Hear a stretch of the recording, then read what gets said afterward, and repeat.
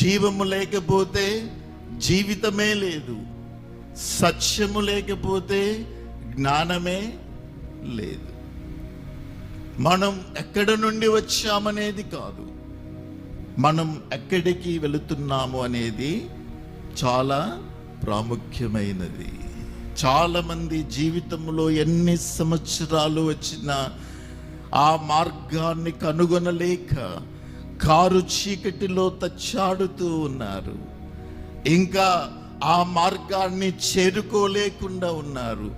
వాక్యం ఏమంటుంది అంటే, మీరందరూ గొర్రెల వలె త్రోవ తప్పి ఏకముగా నశించి ఉన్నారు, మీరందరూ పనికి మాలిన వారు అయ్యారు అని వాక్యం సెలవిస్తుంది. కారణం ఏమిటంటే, మనం మార్గములో నుండి తొలగిపోయాం.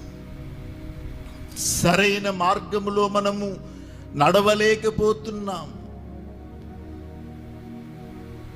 ప్రియదేవుని బిడ్డలారా, నీవెక్కడ ఉన్నావు? మార్గము ప్రక్కన ఉన్నావా, బయట ఉన్నావా, చీకటిలో ఉన్నావా, లేక యేసు క్రీస్తు మార్గములో ఉన్నావా?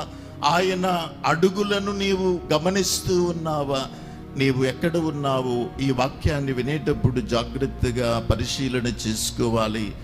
ఒకని ఎదుట సరి అయినదిగా కనబడు మార్గము కల